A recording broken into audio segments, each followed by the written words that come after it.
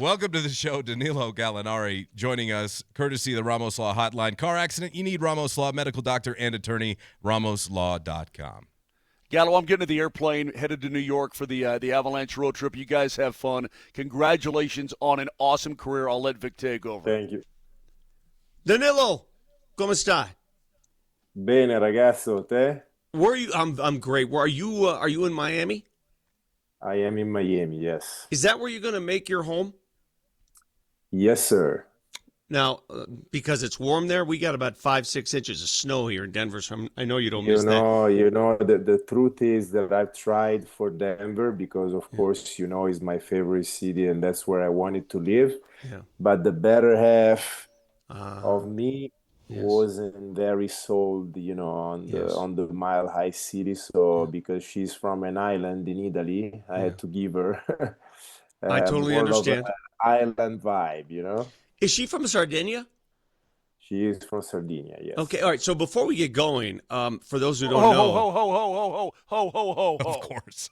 Ho, ho, ho, ho, ho. Gallo, I was just in Sardinia about 3 months ago. Man, my first time there, I absolutely love Sardinia. It's such a beautiful. It might be one of the best places on earth. I'm not just saying it because I'm. We were on the west side. We were on the east side, and we started on the boat down at the bottom and went all the way up and then all the way back down, right? You jump out, you swim in the Mediterranean, you go inside the caves with the boat and all that.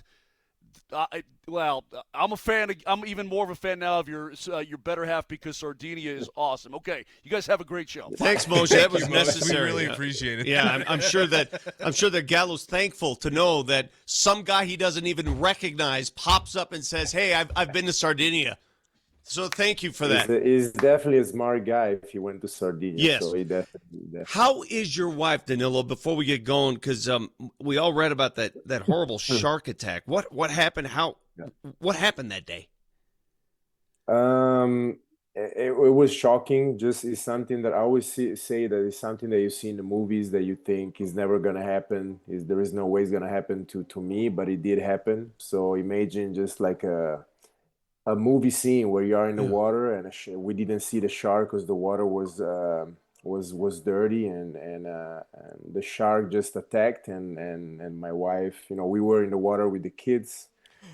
So anything could have happened, and she started, screaming for help, and from there, the recovery started, where you go with the ambulance, they take you to the hospital. It was a big surgery. I'm glad, she didn't lose any vital part of the leg, and she's recovering body wise. She's recovering great. The mental part is the one that is gonna take a while. I don't know when we're gonna take our next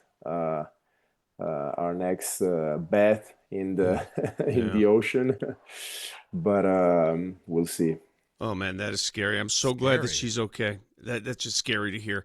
So now that you're in Miami and you're going to retire there, what came to the conclusion that you were done? I mean, you cannot end it any better. You won a championship. You were the MVP of that championship series in Puerto Rico. So it's not the NBA, but hey, man, you finished at the top. When did you know you were done with basketball?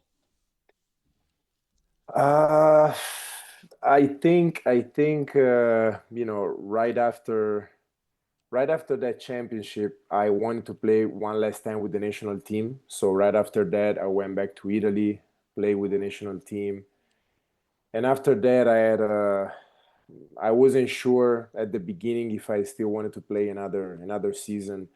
I honestly had very interesting offers all around the world, especially in countries that I've been, but I wanted to explore more.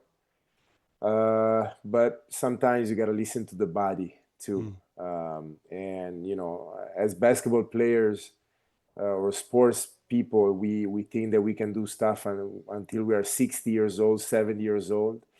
But the body doesn't always follow the mind. My body feels great. Of course, I can play another 2 or 3 years if I want to at the highest level, but I think, when the mind and the body are at peace, and they are on the same page, and that's the moment where you realize, okay, it's on to the next. Plus, you've made enough money. You're fine. You can buy the island of Sardinia right now, so you're good there. No worries. I wish. Yeah. Sardinia is very expensive. Hey, this is our buddy Matt Smith. Matt, go ahead.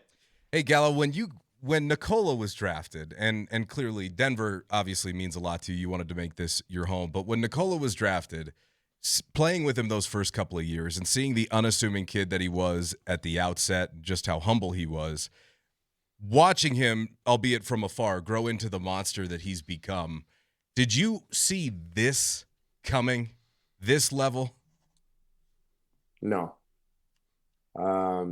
Not this level. I saw towards the end of my last season with him, where he started, putting a couple of triple doubles here and there. You see that he could be a very good player. I saw that. I didn't see that he could be the best player in the world by far. This is my opinion. Yeah. By far, for so many years, and be probably one of the best players who ever played the game. So, I didn't see all this, but I saw that he was going to be a very good player. Do you, sit back now. If you took the top 5 international players and look at the last MVPs, if you took Joker, if you took Shea, if you took Giannis, if you took Luka, if you took the top 5 international players against the top 5 American players, I think the international team is better. That's where we're at today. Does that strike you as crazy? It is crazy right now. To be honest, it's not even close. If you take the first 5 Americans with the first 5 European, I'm sorry, but it's not even close.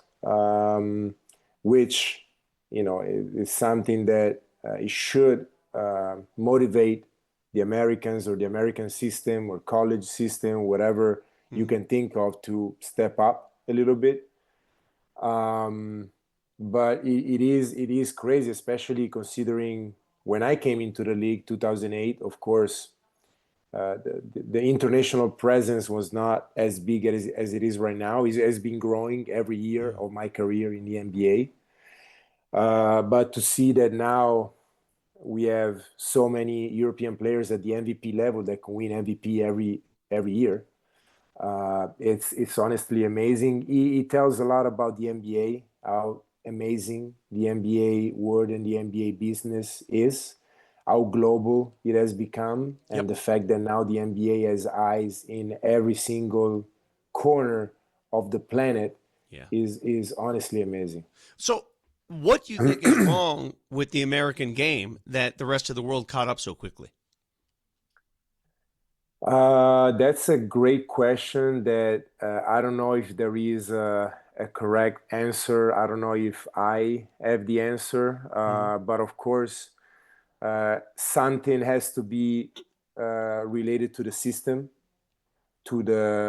from the high school system to the college system. The fact that right now there are not as many talents being created through college compared to the European school, I would say.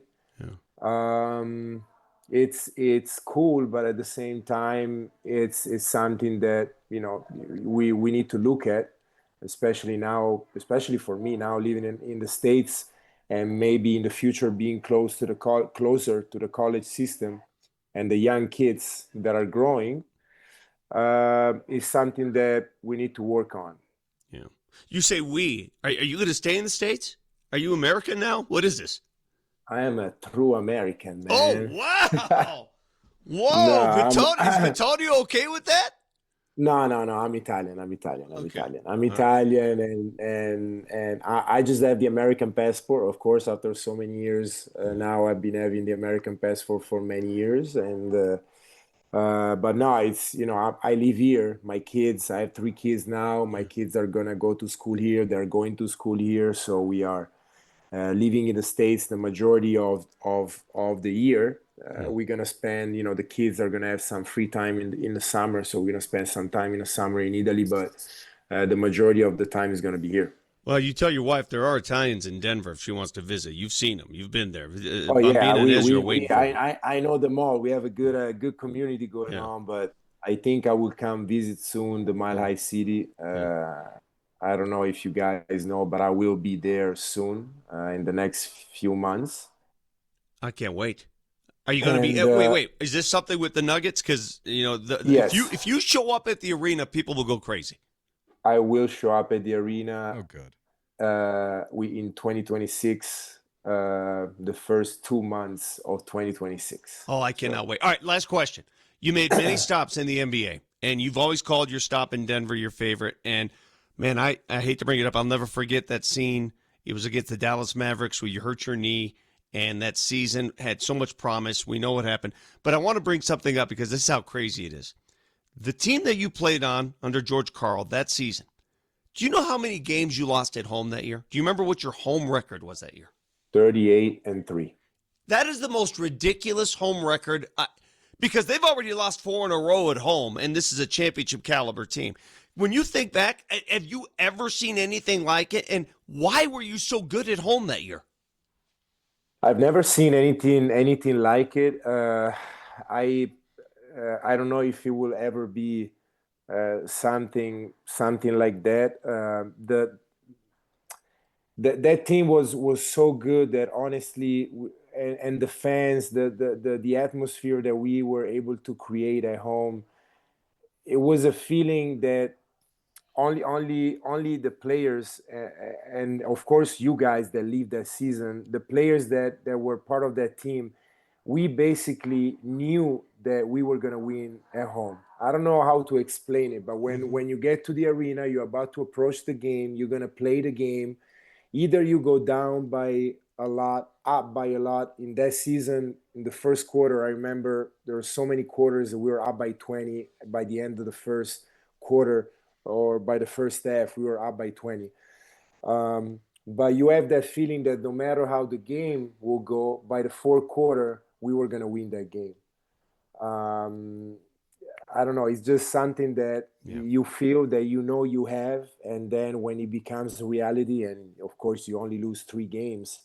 But one thing that I remember is that Coach Carr was always very, adamant about winning at home. He would always say, "We don't lose at home. We don't lose at home. We win all the games at home, and we win 50% of the games on the road, and we're gonna be in the playoff easy." Mm-hmm. So that was honestly his mantra, his concept every time. And so for us to lose at home, he was repeating that every single day in practice, training camp. And so for us to lose at home, it was a funeral. So we didn't want to lose at home. And he was, of course, the one that was preaching that and make sure that we understood that. Gallo, thank you so much for your time this morning. Please let me know what game you're coming back to so we can alert Nuggets fans. Can't wait for that. I already know the game. I can't say right now, but I'm let me know. Let me know in the future, all right? Because we have to welcome you with warm. Make sure it's not snowing like it is today, and bring your wife because we want to make sure she likes Denver. Okay? It's gonna be cold. It's gonna be cold because it's like I said, his first 2 months of 2026, so it's gonna be cold. Okay. Gallo, take care, buddy. Fix that Italian soccer team because they got to make the World Cup. Yes, sir. All right. Congratulations, Gallo. See you soon. See ya. This is Altitude Sports Radio 92.5.